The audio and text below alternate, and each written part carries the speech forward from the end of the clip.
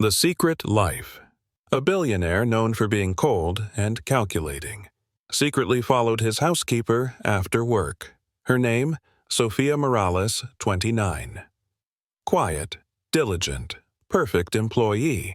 But lately, she's been leaving early wiring money overseas, and one afternoon he caught her scrolling through luxury jewelry websites, items worth more than her annual salary.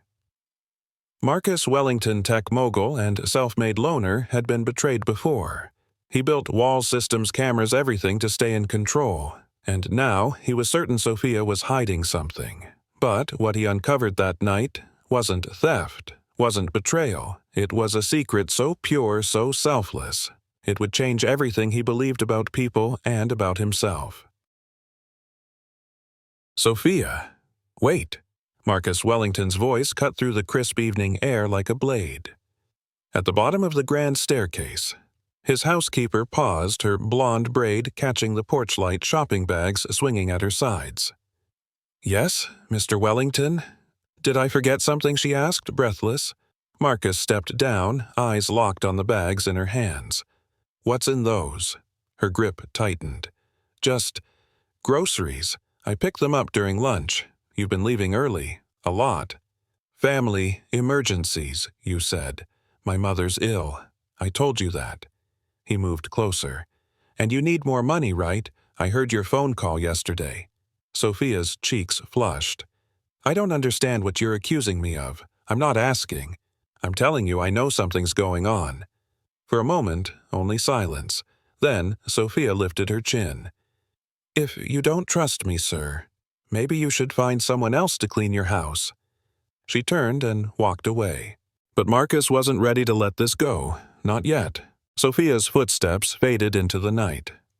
Marcus stood still for a long moment, jaw tight, fists clenched. Then he turned and walked back into his mansion.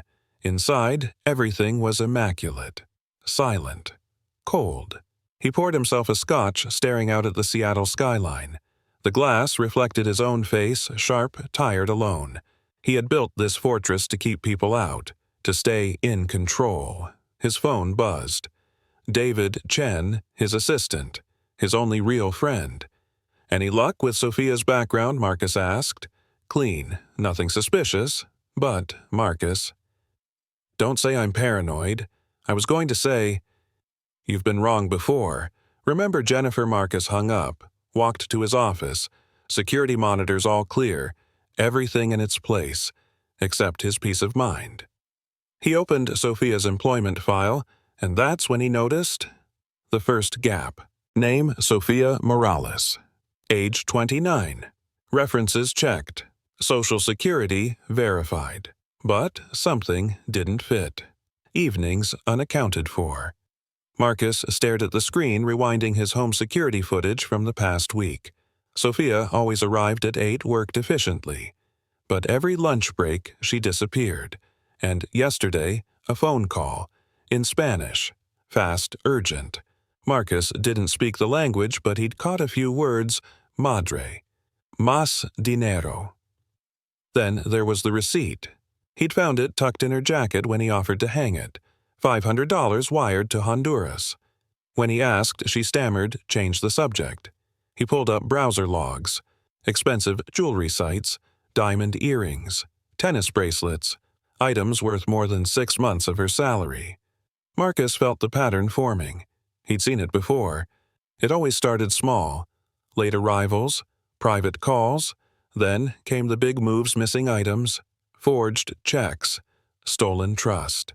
Tonight, he would follow her. That night, Sofia texted, working late. "Don't wait up." Marcus stared at the message. Working where? He'd given her the evening off. He grabbed his keys, heart thudding. The black Mercedes blended into Seattle traffic as he followed her usual route, the 47 bus stop on 3rd Avenue. The city was alive, neon signs, red taillights, and strangers moving like shadows.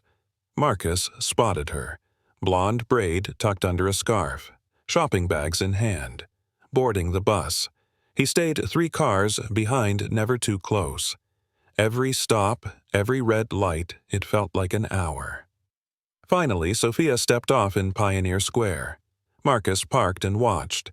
She walked down a narrow street, faded Spanish lettering above a worn-down building.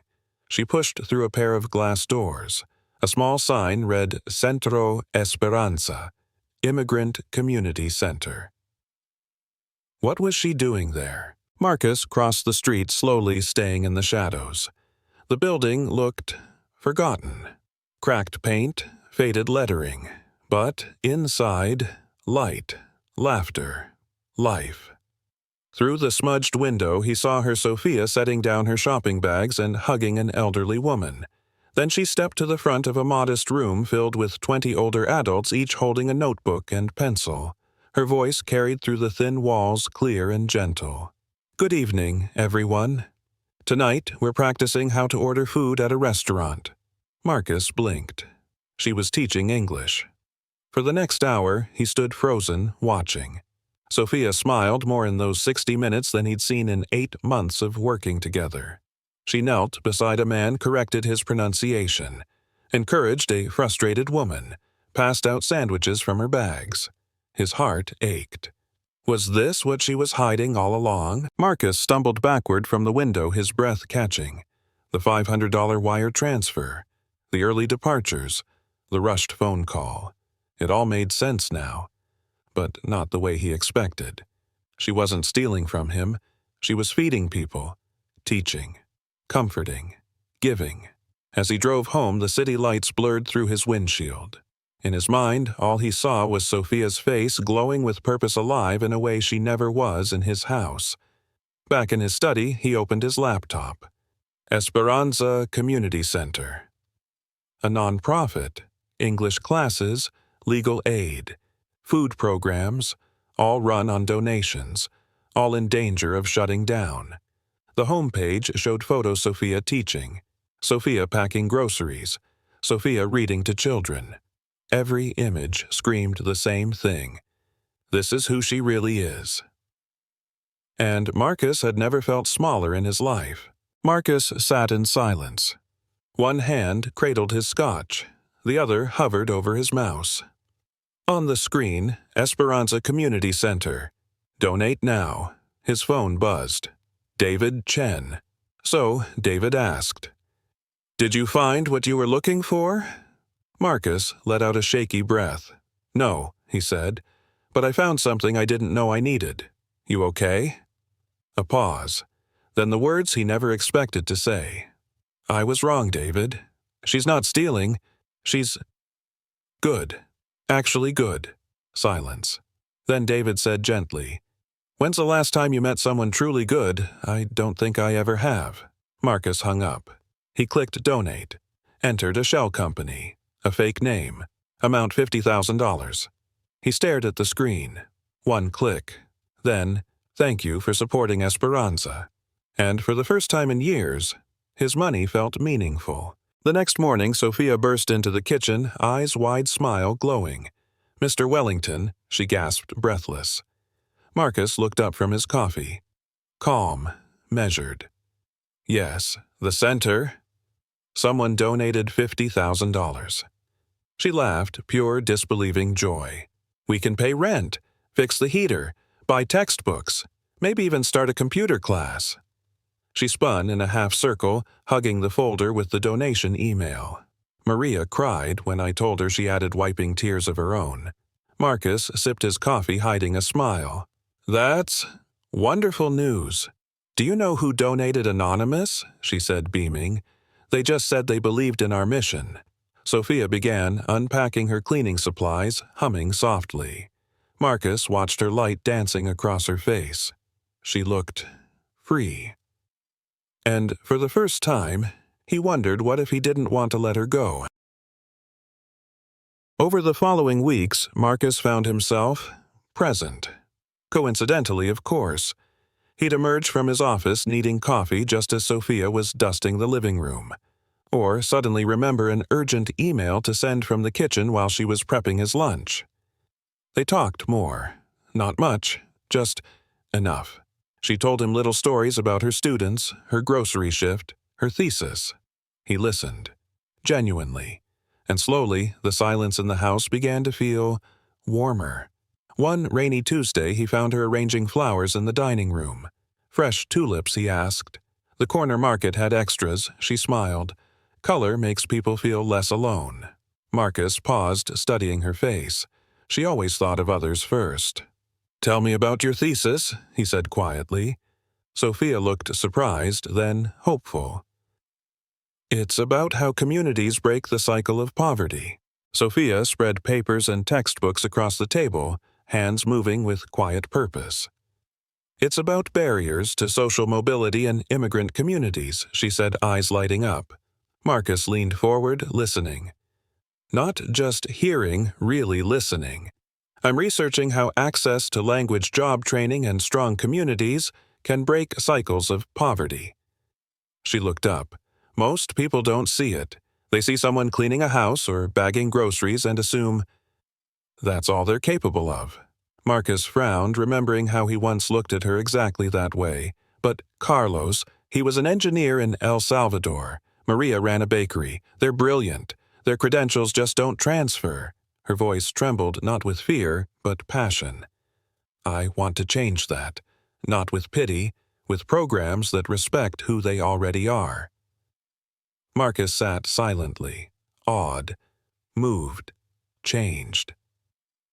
And, for the first time, he didn't just admire her. He wanted to be part of it. That afternoon, Marcus made a decision. As Sophia cleared lunch, he spoke quiet but firm.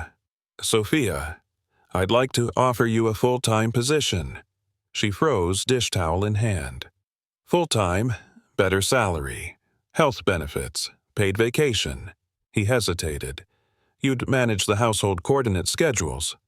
Run things your way." Sophia stared at him. "That's very generous." But why? Marcus met her eyes. "Because I trust you. And because you're more than just efficient. You care. You think." She bit her lip, clearly torn. "Can I think about it?" "Of course." But Marcus saw the flicker in her gaze. Conflict. The offer meant security enough to help her mother maybe finish grad school faster. But it also meant less time for the center. Less time for what made her feel alive. And Marcus suddenly feared maybe giving wasn't always the same as helping. A week later, Sophia knocked gently on Marcus's office door. "I've decided about the job," she said softly. Marcus looked up from his laptop, heart suddenly racing. "I'm grateful, Mr. Wellington. Truly. But I can't accept." His face fell. He didn't even try to hide it. Why? Sophia took a slow breath. "Because I'd be living someone else's dream, not mine." She stepped inside, her voice steadier now. "The center needs me. My studies matter. And there's another reason." Marcus waited, silent. "I've fallen in love. With someone impossible. Someone who makes me want to fight harder, do more, be better." Her eyes met his. But taking this job would feel like betraying that feeling. Like choosing safety over purpose. Marcus's world tilted. She was in love with someone else. Someone who clearly wasn't him. Or was he wrong? Marcus didn't sleep that night. Her words echoed in his head.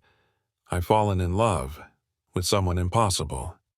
He tried to focus on work, but the spreadsheets blurred. Someone impossible. A volunteer at the center. A fellow student. Someone who shared her world, not him. Monday morning, Sophia arrived as usual. "Good morning," she said, her voice careful. "Good morning, Miss Morales," he replied, eyes fixed on his newspaper. The warmth between them gone. She moved through the house like a ghost. Quiet, efficient, distant. Marcus buried himself in emails, meetings, anything that didn't involve her eyes. Anything that didn't remind him he'd let her slip away, without ever telling her how he truly felt. And deep down, he knew he was about to lose her forever. Friday afternoon, Sophia knocked on Marcus's office door, envelope in hand. "Mr. Wellington, I need to give you my notice." Marcus looked up, stomach dropping. "Your notice?" 2 weeks, she nodded. I've been accepted into a graduate program in social work. My practicum starts in March." He swallowed, forcing calm. "Congratulations. That's quite an achievement." She fidgeted with the corner of the envelope. "I'll make sure everything's perfect before I go. I can help train my replacement if you'd like. That won't be necessary." Silence hung between them, thick and unfinished. Sophia gave a small, polite nod. "Thank you for everything, Mr. Wellington." As she turned to leave, he said quietly, "I'm proud of you. What you're doing, it matters." Her shoulders sagged with gratitude. And just like that, the countdown had begun. The next 2 weeks were torture. Marcus found himself memorizing her. The way she hummed softly while arranging flowers. The way she folded towels in perfect thirds. The way sunlight caught strands of her hair as she wiped the windows. He timed his coffee breaks to cross paths with her. Need help with that, he'd ask, knowing she didn't. Sophia smiled politely. Nothing more. She was already leaving, already halfway gone. When she asked for a reference letter, Marcus said yes instantly. He wrote it alone, late at night. But it didn't read like a letter. It read like a love confession. He described her brilliance, her integrity, her fire. He signed it, Marcus Wellington. Then sat in the dark for a long time, holding the paper like it was a piece of his own heart. And he knew. She'd never truly know what it meant. "They called," Marcus said, stopping her at the door. Sophia blinked. "Who? Seattle Community Services. They want to schedule your second interview." Her face lit up like morning sun. "Really? That's my dream job, working with immigrant families directly." "You'll be perfect for it," Marcus said softly. She clutched her folder to her chest, eyes sparkling. "Thank you, Mr. Wellington, for everything." He nodded, but his heart was unraveling stitch by stitch. That night, Sophia stayed late to finish organizing his files. When Marcus brought her coffee, he found her sitting at the kitchen table, quietly crying. "What's wrong?" She wiped her eyes. "Nothing, just tired." But her voice cracked. "I'm chasing what I've always wanted. So why does it feel like I'm losing something I didn't know I needed?" Marcus wanted to answer, but instead he just sat beside her and said nothing. They sat at the kitchen table. 2 mugs, 1 silence. Marcus stared at the steam curling from his coffee, then looked at her. "That person you mentioned," he said gently. Sophia blinked. "What person? The impossible one? The one you loved?" She looked away. "Doesn't matter. He's from a different world. He'll never see me as more than someone who cleans his house." Marcus's throat tightened. He wanted to tell her everything, that he followed her that night, that he was the anonymous donor, that she had changed his life, but the words collapsed inside him. Instead, he whispered, "You're not nothing, Sophia. You're extraordinary." She smiled sadly. "You're kind to say that." Then she stood, slowly walked away. And Marcus sat there alone, holding a truth he was too afraid to share. Friday arrived too soon. Sophia moved quietly through the house, checking every corner, every drawer, like she was saying goodbye to each room. Marcus waited by the front door, envelope in hand. "Your final paycheck," he said. She opened it and froze. "This is too much. You've been invaluable to me," Marcus said softly. "Consider it. A graduation gift." Her eyes filled. "I don't know what to say." "Say you'll keep in touch. Let me know how you're doing." "Of course." They stood there, both afraid to move. Finally, Sophia stepped forward and hugged him briefly, tightly. "Thank you for everything, Mr. Wellington. You've been more than an employer. You've been a friend." She turned, walked out to the door. Marcus didn't follow. The house was spotless, perfectly quiet, and suddenly unbearably empty. 3 months passed. Marcus fell back into routine deals. Deadlines, dinners alone. He hired a new housekeeper, Janet. Efficient, quiet, never stayed longer than needed. The house was clean again, but it had never felt so lifeless. At night, he found himself staring at the Esperanza Community Center's website. They had expanded new programs, better equipment, more volunteers. Sophia's face was everywhere, reading to children, organizing a food drive, smiling beside a ribbon-cutting ceremony. The Morales Wellington Foundation logo sat quietly in the corner. He still donated anonymously, and through David's discreet inquiries he learned Sophia had finished her thesis with honors. She'd been hired as a social worker. She'd moved into a better apartment. She'd brought her mother to Seattle. Marcus closed his laptop. She was living her dream, and he was just watching from the outside. The envelope arrived on a Thursday. Heavy cardstock, embossed lettering. Esperanza Community Center Annual Fundraising Gala. Marcus almost tossed it aside until he saw the line printed near the bottom honoring Sophia Morales, Volunteer of the Year. His breath caught. He read it again and again. That night, he stood in his walk-in closet, staring at a row of untouched suits. "You're overthinking it," David said from the doorway. "It's just a charity event. Go, write a check, leave." "What if she thinks I'm stalking her?" Marcus muttered. "What if she's happy to see you?" Marcus didn't answer, but 2 hours later he sat in front of his laptop, invitation beside him, and clicked RSVP yes. He told himself he just wanted to see her smile, but deep down he hoped for more. Across the city, 2 people stared at their reflections. In Marcus's closet, rows of custom suits, all too formal, too stiff. He pulled out a navy one, her favorite color, though she never said it. "You've changed your mind about going 6 times, David said behind him. "I still might. She's not married, you know." Marcus froze. "Still single," David added casually. "I'm just saying maybe the impossible isn't." Across town, Sophia adjusted her dress in the mirror. Simple. Black. She applied lipstick with a trembling hand. Her mother Isabella stood in the doorway. "You always smiled when you talked about him." "It doesn't matter," Sophia said softly. "Why not? Because men like Marcus Wellington don't come back." She turned back to the mirror, not knowing that tonight he just might. The Esperanza Center had never looked more alive. String lights glowed overhead. Tables draped in white. Voices in Spanish-English laughter. Sophia floated from table to table, hugging former students, checking last-minute details. But her eyes kept flicking to the door. 6:15, 6:30, 6:45, nothing. Of course not, she told herself. Men like Marcus don't show up for things like this. Then, a shift in the air. Someone at the entrance. Navy suit. Crisp white shirt. Her heart stilled. Marcus. He stood just inside, scanning the room, uncertain but looking for one person only. Their eyes met. For a second, the whole room disappeared. She wasn't Sophia the volunteer. He wasn't Marcus the billionaire. Just 2 people who had never stopped seeing each other. And neither of them moved. Yet. The lights dimmed. A soft voice came through the mic. "Tonight, we honor someone whose hands have touched every corner of this center." Sophia was called to the stage. The room erupted in applause. Marcus watched from the back, heart pounding.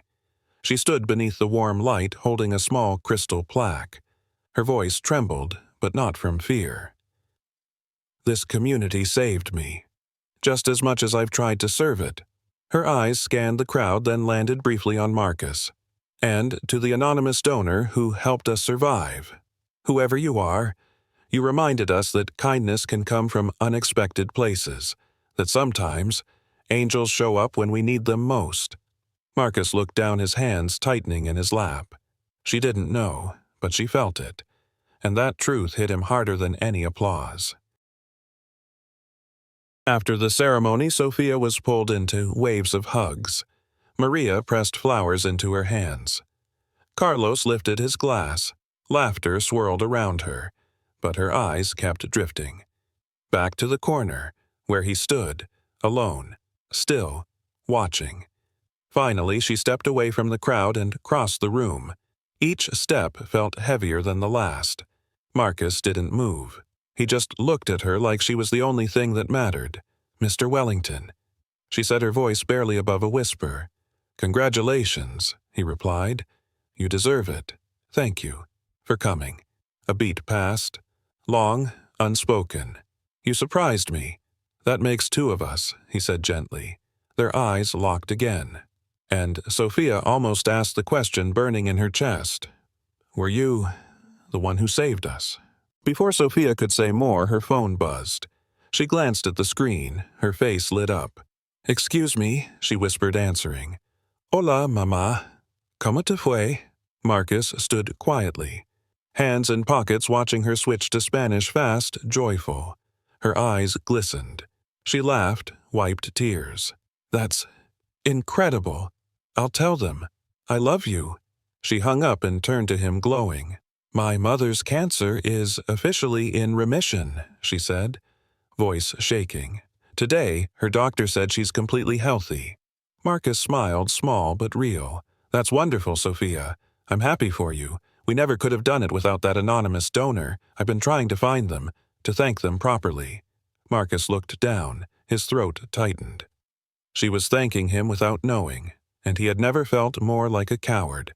The crowd thinned. The music faded. Sophia sat alone at a side table, gently tracing the engraved letters on her award. Marcus approached slowly, like every step cost him something. She looked up, surprised. Sophia. His voice barely carried over the soft hum of the lights. There's something I need to tell you. Her brow furrowed. About the anonymous donor. A pause. What about them? Marcus swallowed. It was me. Sophia blinked, confusion flickering into realization.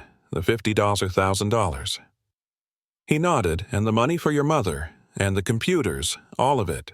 Her fingers tightened around the plaque. But how? Why would Marcus took a breath? Because I followed you that night. When you left early, I thought you were stealing from me. And just like that, the world between them shifted. Sophia stood slowly, her chair scraping the floor. You followed me? Marcus nodded once, ashamed. That night, I thought you were stealing from me. Her grip tightened on the award. And instead of asking me, you watched, judged, then decided what I needed without saying a word. Her voice rose raw and trembling. A few guests glanced over, then looked away. Marcus stepped closer. I was wrong, I know, but after I saw you at the center, You kept watching, she cut in, kept sending money, helping my family. You were behind everything. It wasn't control, it was gratitude, it was power, she said. You had all of it, and I didn't even know. Marcus dropped to one knee, not begging, just small. I didn't do it to fix you, Sophia. I did it because you fixed me. Sophia's breath came shallow. All this time, you watched my life from behind glass, gave without asking, hid behind shadows. So, tell me, Marcus. Her voice cracked. What was I to you? A cause to fund a charity case? A noble poor girl who made you feel good about yourself? Marcus looked up, eyes wet, jaw trembling. No. He stood slowly, voice low but steady. You were the first person I trusted in 15 years. You were kindness when I believed it was extinct. You were fire, purpose, light. Sophia's hand hovered near her heart. You were the person I fell in love with. Silence crashed around them, and her eyes filled with something deeper than shock. She wasn't angry anymore. She was afraid to believe it might be real. Sophia stared at him, silent, motionless. Marcus's words still hung in the air. You were the person I fell in love with. Her lips parted, then closed again. When she finally spoke, her voice was barely a whisper. The man I told you about? Marcus blinked. The impossible one, the one I fell in love with. She swallowed. It was you. His breath caught. I convinced myself it could never happen, that you were my employer, too distant, too powerful, that I was just... You were never just anything, Marcus said, stepping closer. I spent months loving someone I thought could never love me back, and she whispered, spent months hiding from the only man who made me feel seen. They stood in the stillness, the truth finally between them, and for once neither ran. Marcus took a breath, then her hands gently but firmly. Sophia, he said, I don't just want to date you. Her brows lifted, heart-skipping. I want to build a life with you, a real partnership. I want to use what I have, my resources, my access, my platform, not to save you, but to stand beside you, to support the work you do. I want to learn from you, work with you, love you, while we make the world a little better. Sophia's eyes filled with tears. You want to be my partner in crime, she half whispered, half laughed, fighting poverty and injustice. In everything, Marcus replied, not missing a beat. And in that moment, the woman who had once felt invisible finally felt fully, deeply seen. Sophia wiped a tear, then smiled wide, radiant. There's just one more thing, she said. Anything. My mother. She wants to meet you. Marcus froze. She's heard a lot about you, and she's already decided you're too skinny and need feeding. Sophia laughed at the way his face shifted from joy to mild panic. Should I be nervous? Terrified, she grinned. She interrogated my last boyfriend so hard he broke up with me the next day. Marcus let out a short laugh, the kind that came from deep in the chest, rare and real. Then I better come prepared. She squeezed his hand.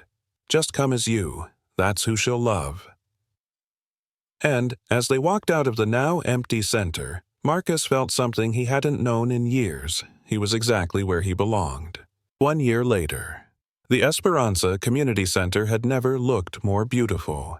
White roses and baby's breath lined every window. String lights stretched across the ceiling like stars.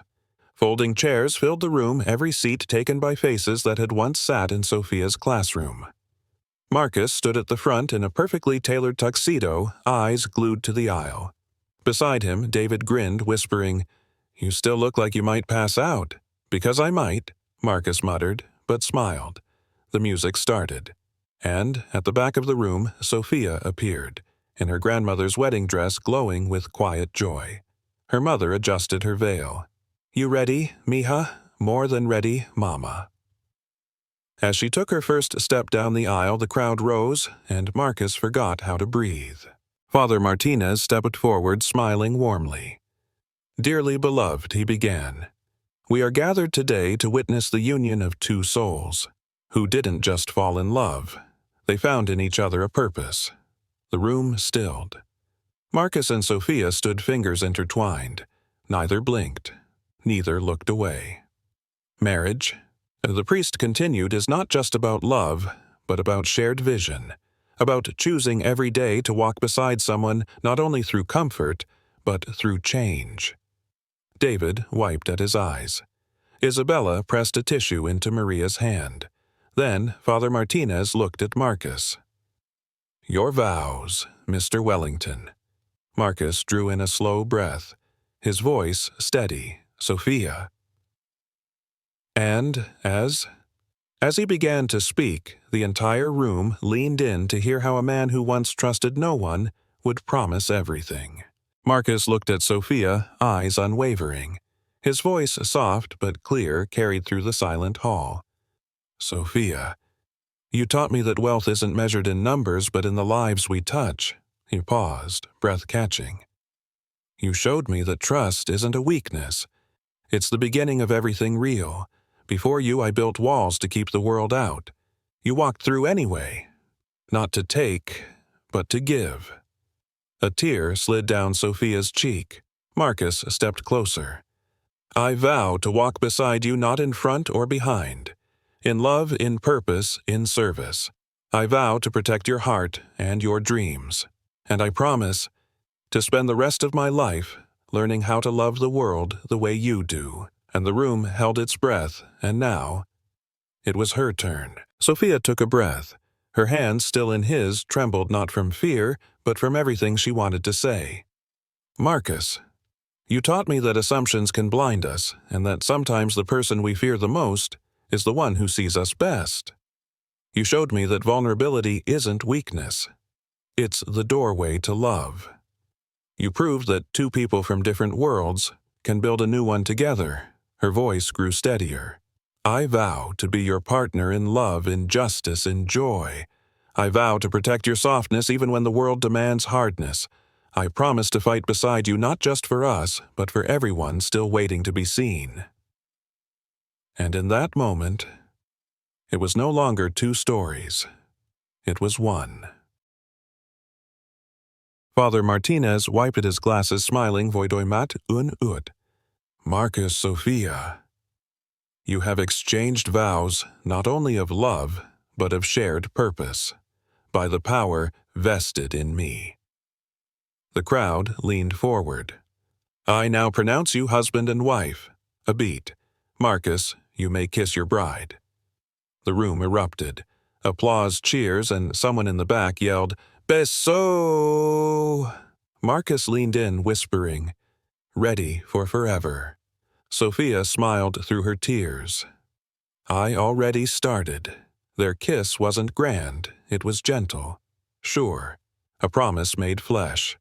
Behind them, Maria flung rice despite the no rice sign while David fist-pumped and Isabella cried into a napkin.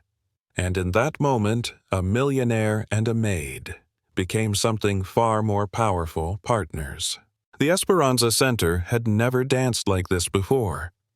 Tables of pupusas, tamales, and spring rolls lined the hallway, each dish made by someone Marcus and Sophia had once quietly helped. Maria twirled in her Sunday best, dragging Carlos onto the dance floor. David spun awkwardly with Isabella, who led every step. Kids from the after-school program handed out wedding cards they'd drawn in crayon. A teen Sophia once tutored rapped a custom verse that had everyone cheering. And in a corner of the courtyard, an elderly man stood beside his wife, whispering, "I used to think stories like this only happened in movies." Marcus and Sophia watched it all from the edge, hand in hand. "This is what love builds," Sophia said. Marcus nodded. "And it's only the beginning." The music had faded. The lights were dimmed. But one room still glowed softly, the classroom. Marcus pushed the door open. Inside, the chalkboard read, "Sophia Morales, Wellington Learning Center, where every voice matters." She stepped in, slowly, running her fingers along the desks. "Right here," she whispered, "is where you saw me for the first time. Not just as a maid, but as who I really was." Marcus smiled. "And right here," he replied, "I realized I didn't want to build alone anymore." On the teacher's desk sat a blank notebook. Sophia opened it. "So, where do we begin?" Marcus picked up a pen. And together they started writing not just the next chapter of their lives, but the blueprint for a better world. Some love stories begin with grand gestures or chance encounters. This one began with suspicion. With a man who followed his maid expecting betrayal, but instead, he discovered her truth, a truth that challenged him, softened him, changed him. In the end, it wasn't about the mansion, or the money, or the power. It was about one man choosing to open his heart and one woman brave enough to stay kind, even when the world made her feel invisible. What they built wasn't just love, it was a partnership, a mission, a movement. Because sometimes the greatest treasure isn't what you protect, it's what you choose to share. If someone ever saw the best in you, tag them, thank them, or become that person for someone else.